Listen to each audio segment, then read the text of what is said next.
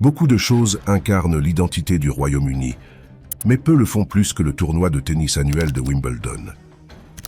Fondé en 1877, Wimbledon est la définition même du style et de la grâce britannique. Pensez au champagne et aux fraises, aux pelouses parfaitement entretenues et aux stars du sport jouant avec des balles poilues. Mais les choses n'ont pas toujours été aussi raffinées.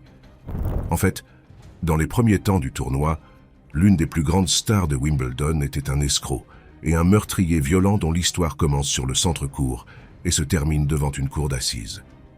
Si vous avez envie de découvrir les dessous de la haute société britannique, asseyez-vous et préparez-vous à découvrir l'histoire de Vere St. Leger Gould, le finaliste de Wimbledon au revers meurtrier.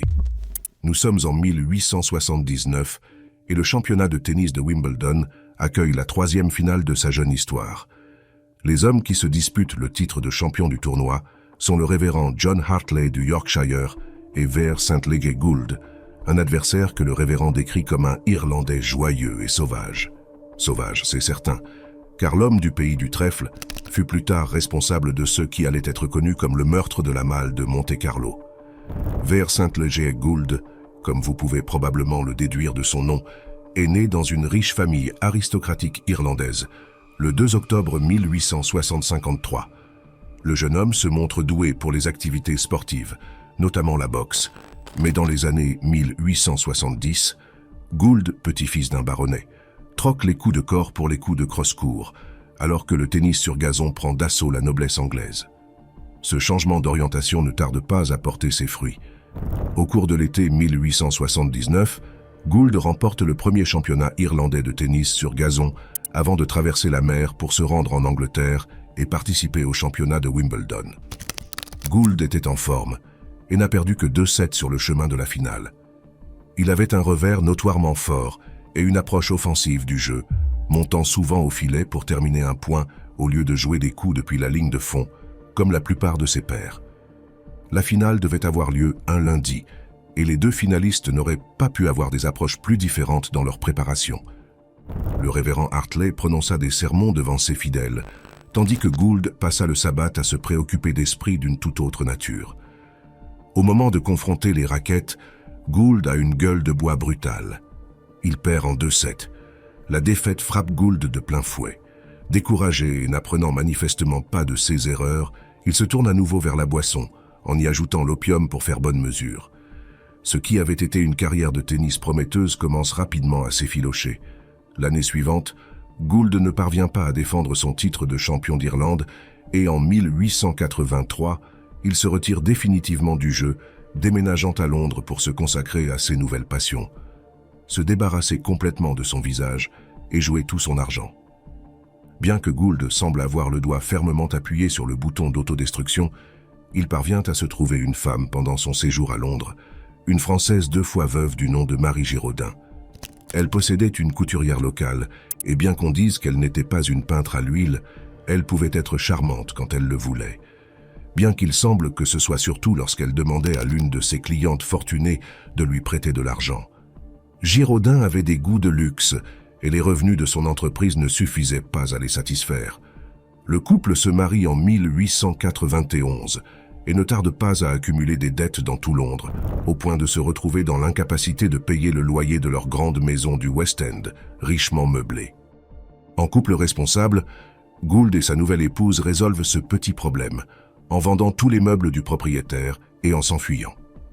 Leur destination est le Canada, où les Gould utilisent l'argent volé, ainsi que de nouveaux prêts, pour ouvrir un nouvel atelier de confection à Montréal. L'entreprise est plutôt florissante, mais le couple n'a aucun mal à dépenser l'argent qu'il gagne dans ses nombreux vices et ses voyages réguliers en Europe. À cette époque, ils se font passer pour Sir et Lady Gould. Une image dont je ne peux que supposer qu'elle a été légèrement ébranlée lorsqu'ils ont ouvert une blanchisserie après leur retour en Angleterre en 1903. Mais les Gould n'allaient jamais se contenter de nettoyer les traces de dérapage des autres, et très vite, ils ont commencé à imaginer un nouveau moyen de gagner rapidement de l'argent, en escroquant les casinos, de plus en plus nombreux en Europe. Lady Gould, pensait avoir trouvé un système infaillible pour battre la maison, et son mari travaillait sur une méthode pour casser la roulette à l'aide d'une roue qu'il avait fait installer chez lui. Ils choisissent Monte-Carlo pour tester leur plan. Son casino étincelant attire la royauté et les nantis de toute l'Europe, mais aussi les pires escrocs et arnaqueurs du continent, de sorte que les Gould s'y intègrent parfaitement. Ils tentent néanmoins de se donner un air de respectabilité en emmenant avec eux la jeune nièce de Lady Gould, Isabelle Giraudin. Comme beaucoup d'autres avant eux, et sans doute beaucoup d'autres après eux, leurs tentatives de tricherie aux tables se sont soldées par un échec. Ils se sont donc retrouvés dans une situation familière, incapables de payer leurs propres frais et ayant besoin d'une injection de fonds. C'est à ce moment-là que le duo de malfaiteurs rencontre une riche veuve suédoise, Emma Levin, qui, aimant porter des bijoux somptueux, représente la cible idéale. Elle a prêté au couple 1000 francs, soit plus de 5000 livres sterling en monnaie d'aujourd'hui, ce qui n'est pas rien pour de parfaits inconnus. Bien entendu, l'argent a disparu presque instantanément, et lorsque Levin s'est rendue à l'hôtel des Gould pour demander le remboursement, elle a mystérieusement disparu elle aussi. Lorsque Levin ne se présente pas à son hôtel à minuit, l'un de ses compagnons de voyage donne l'alerte, et lorsque la police se présente à l'hôtel des Gould, elle constate que le couple est parti pour Marseille, laissant derrière lui mademoiselle Giraudin, qui explique que sa tante est allée voir un médecin. Ce n'est pas une excuse en béton, et elle devient encore plus fragile lorsque la police fouille la chambre d'hôtel des Gould, où elle trouve une scie, un marteau et pas mal de sang. 2 jours plus tard, les Gould arrivent à Marseille, où, chargés de bagages, ils demandent de l'aide à un employé de la gare. Celui-ci remarque qu'une odeur nauséabonde se dégage de l'une des caisses et que du sang suinte. Gould prétend qu'il transporte de la volaille abattue, qui ne transporte pas des carcasses de poulet dans ses bagages. Mais malheureusement pour les Gould, le portier n'est pas en fait un parfait crétin, et il leur demande rapidement de l'accompagner au commissariat de police. Ils ont tenté en vain de soudoyer l'homme, qui a préféré donner l'alerte. La police s'est présentée peu après, et lorsqu'elle a ouvert la valise suintante et puante, elle a fait une découverte macabre. Elle contenait le torse de la défunte Madame Levin, sans ses entrailles. Une autre valise contenait une paire de jambes et une tête, et surprise, le sac à main de Marie Gould était rempli des bijoux de Levin. Les Gould ont tenté de contourner la vérité en prétendant qu'un amant éconduit avait fait irruption dans leur chambre d'hôtel et tué Levin. Pour aller plus loin, ils ont déclaré qu'ils craignaient qu'en informant la police, ils ne soient accusés du meurtre, et qu'ils avaient donc fait la seule chose raisonnable: découper un corps humain avant de quitter Monte-Carlo à toute vitesse. Cela valait la peine d'essayer, je suppose.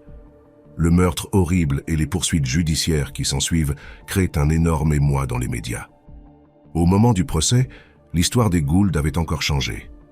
Monsieur Gould a avoué qu'il avait agi seul, frappant d'abord Levin avec un pilon alors qu'elle sirotait une liqueur de cerise, avant de la poignarder à plusieurs reprises alors qu'elle luttait pour sa vie. Cependant, au cours de la procédure, le tribunal a décidé que c'était en fait Madame Gould qui était l'instigatrice de ce meurtre des plus horribles. Il a même été suggéré que ses 2 premiers maris auraient reçu un coup de main pour quitter le monde des vivants. Monsieur Gould a été condamné à la prison à vie et Madame Gould à la mort par guillotine. À ce stade, les récits historiques divergent. Selon une version, il aurait été impossible de trouver une guillotine pour procéder à l'exécution, tandis que selon une autre version, les autorités monégasques auraient décidé de commuer la peine de Madame Gould en prison à vie après qu'elle eut exigé d'être exécutée devant le casino. Ce qui n'aurait pas vraiment été bon pour les affaires. Quoi qu'il en soit, elle n'a purgé que 7 ans de sa peine avant de mourir de la typhoïde dans une prison française en 1914. Monsieur Gould devait purger sa peine à perpétuité sur l'île du Diable, la bien nommée. Il s'agit de l'une des îles du Salut en Guyane française, bien que, d'après ce que l'on sait, il n'y ait pas eu beaucoup de salut. Cet endroit infesté de maladies était en quelque sorte l'enfer sur terre, de nombreux condamnés mourant de maladies tropicales telles que la malaria. Si les maladies ne vous atteignaient pas, tôt ou tard, quelque chose d'autre le faisait. Le taux de mortalité parmi les prisonniers atteignait le chiffre stupéfiant de 75%. Mais en fin de compte, ce ne sont pas les maladies ou la brutalité des gardiens qui ont eu raison de Gould. Séparé de la femme qu'il aimait, il s'est suicidé moins d'1 an après le début de sa peine. C'est donc une fin sombre pour une histoire crapuleuse et un rappel d'une leçon importante. Peu importe où la vie vous mène, choisissez toujours votre double avec sagesse. Merci d'avoir resté jusqu'ici. N'hésitez pas à cliquer sur l'une des vidéos à l'écran pour plus de contenu similaire.